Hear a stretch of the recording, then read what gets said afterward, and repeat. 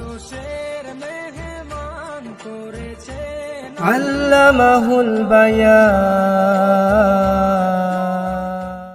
আসসালামু আলাইকুম ওয়া রাহমাতুল্লাহি ওয়া বারাকাতুহু। আলহামদুলিল্লাহ ওয়াসসালাতু ওয়াসসালামু আলা রাসূলিল্লাহ ওয়া আলা আলিহি ওয়া আসহাবিহি ওয়া মান ওয়ালা, আম্মা বা'দ। সুপ্রিয় দর্শক শ্রোতা ভাই বোন, দেশ কিংবা প্রবাস যে যেখান থেকে দেখছেন, আপনাদের সকলকে সাদর আমন্ত্রণ জানাচ্ছি আস-সুন্নাহ ফাউন্ডেশন স্টুডিও থেকে। এরপরে প্রশ্ন বিশ্বখ্যাত দায়ী ডক্টর জাকির নায়েকের বাংলাদেশ সফরকে ঘিরে ভারতের পররাষ্ট্র মন্ত্রণালয়ের মুখপাত্র রণধীর জয় সওয়াল বলেছেন, জাকির নায়েক একজন পলাতক আসামি, তিনি ভারতে ওয়ান্টেড। সুতরাং যে দেশে তিনি যান তাকে গ্রেপ্তার করে ভারতের হাতে তুলে দেওয়ার আহ্বান জানিয়েছেন। এই বক্তব্যকে আপনি কিভাবে দেখছেন? দেখুন, এটা তো এমন একটা কমেন্ট যে বিষয়ে আসলে সংশ্লিষ্ট বিষয় যারা অভিজ্ঞ তারা কথা বলবেন, কূটনীতিকরা হয়তো কথা বলবেন, পলিটিশিয়ানরা হয়তো তাদের অ্যাঙ্গেল থেকে এটাকে বিশ্লেষণ করবেন। কিন্তু আমি একজন সাধারণ মানুষ হিসেবে মন্তব্য করতে চাই যে যেই কথা ভারত বলেছে সেই কথা ভারতের খুব ঘনিষ্ঠ মিত্র দেশ মালয়েশিয়াকে তারা কতটা বলতে পেরেছে, বা মালয়েশিয়া কি তাদের সেই কথা আদৌ আমরা নিয়েছে কিনা, বা তাদেরকে বলেছে কিনা আদৌ।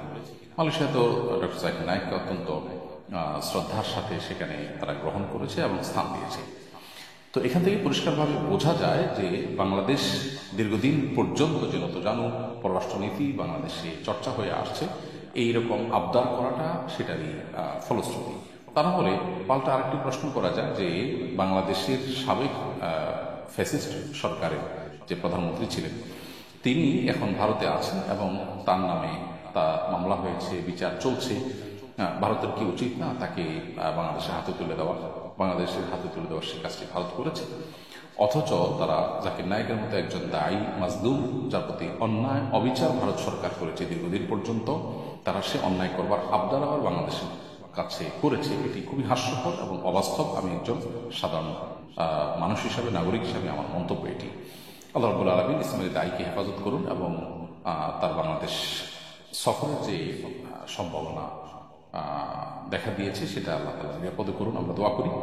এবং এ বিষয়ে সংশ্লিষ্ট যারা আছেন প্রত্যেকেই অবশ্যই তার সফরের নিরাপত্তার বিষয়টি নিতে ভাববেন এবং পরিকল্পনা করবেন এবং যথাযথ পদক্ষেপ গ্রহণ করবেন। কিন্তু কোনোভাবেই ভারত সরকারের এই দাবি অন্তত গ্রহণযোগ্য না। এটা খুবই হাস্যকর হয় বলে মনে করি। তারা যেটা নিজেরা করছেন না সেটা অন্যদের উপরে চাপাতে চাচ্ছেন এবং দীর্ঘদিন পর্যন্ত পররাষ্ট্র নীতিতে আমাদের যে নতজানু পররাষ্ট্রনীতি বিশেষ করে বিগত 15-16 বছর যাবত আমাদের দেশে চর্চা হয়েছে, সেটার কারণে তারা এরকম আমাদের কাছে আবদার করবার সাহস করেছে।